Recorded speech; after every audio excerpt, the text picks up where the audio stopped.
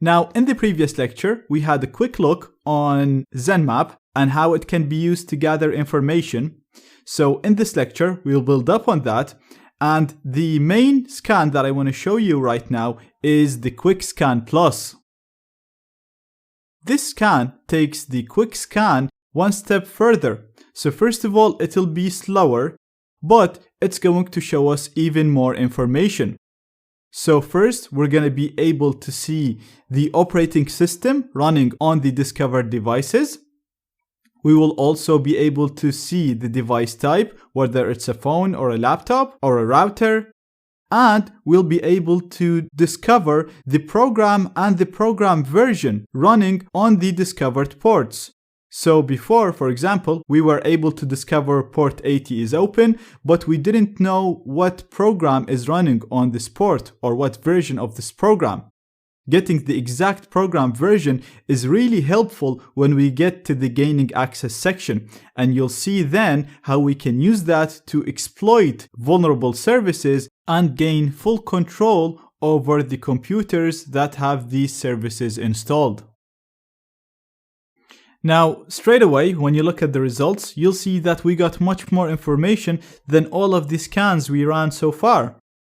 So the first thing you'll notice is the icons beside the IPs of the discovered devices. These icons represent the operating system running on these devices. So right now we have the operating system for all of the connected devices. And now it's showing us the programs running on each of the discovered ports and the versions of these programs. So for example, if we look at the 192.168.112, the Apple device, on the last scan, we knew that port 22 open and we knew that SSH is running on it, but we didn't know what version of SSH was running. Right now we can see that it's running Open SSH version 6.1.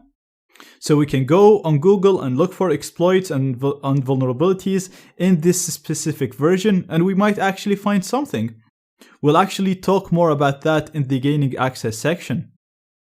Now, if you look at the device type, you can see that it's a media device, it's a phone. So before, we knew this is an Apple device, but we didn't know whether it's a tablet, a phone, or a MacBook. Right now we know that it is a phone. It's also discovering that it's running Apple iOS 4, 5, or 6. Now it's actually running a newer version of iOS. I'm not entirely sure. I think 9 or 10, but still it's close enough. It's telling me that it's an Apple. It's telling me that it's a phone. It's running iOS. So this is really, really good.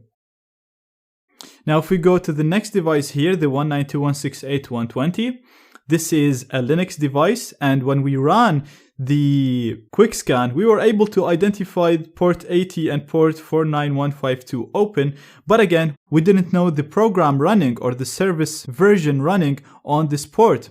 So right now we know it's Apache HTTPD 2.2.22. It's running on Ubuntu. So again, now we have the operating system, the exact version of the service running, so we can go and look for weaknesses and exploits in this specific version. And this port, we didn't even know what service was running on it. Right now we know it's a UPnP service, and the server is MediaTomb UPnP. We have the exact version again. So again, we can go ahead and look for exploits in these specific versions, and if we discover any, we'll be able to gain full control on this computer. Again, if we go down to the 192.168.122 machine, we can see that it's running a Microsoft HTTP API on port 5357. You can also browse by the services. So from here on the left, if you click on services, you'll be able to categorize the discovered clients based on the services. So if we click on HTTP, we'll see all the clients that have a HTTP service running. If you click on SSH, we can see the Apple device here. It's the only device that has a SSH service running. So let me actually show you a quick and fun example. If we go back here to the hosts and go back to the Apple device, the 192.168.112, as I said, we know it's a phone, we know it's an Apple phone, we know that it has an SSH service installed on it, running on port 22, and we know that SSH is a service that allows you to remotely execute system commands on the computer that has the SSH service installed. Now obviously before you can use this service, you have to use a username and a password. Once you authenticate, it'll allow you to execute system commands remotely on that computer or on that phone. Now by default, iOS devices do not have an SSH server. Usually when you jailbreak the phone or the device, it'll automatically install an SSH server, and the password for that server is set to Alpine by default. That's ALPINE. Now since we know that this is an iPhone and it has port 22 open with Open SSH server, we know that this phone has been jailbroken.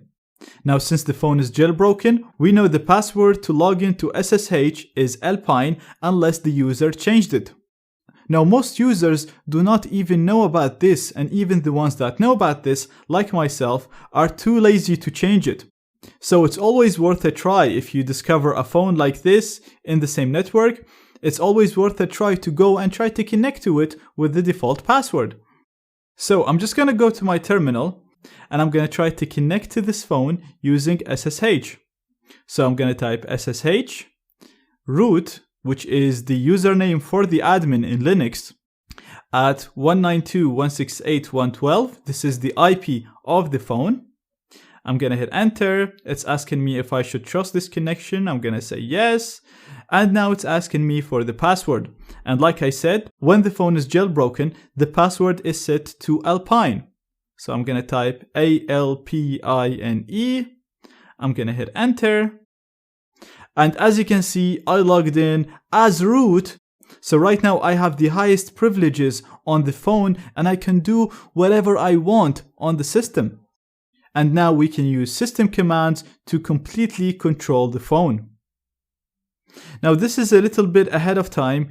We are still in the network hacking section, so don't worry too much about this. We'll talk more about it in the gaining access section, but it's just a quick example that I wanted to show you of how powerful information gathering is, because we literally did not exploit anything right here. We just relied on the information we gathered and we were able to hack an iPhone that is connected to the same network as us.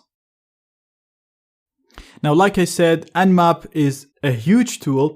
I highly recommend you go ahead and try the other profiles in here. And like I said, once done with the course, I think the Zenmap book would be a really good read.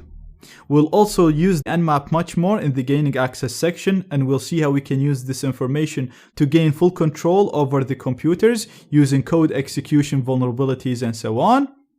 But in this lecture, I just wanted to give you a quick overview, and we'll build up on this as we go through the course.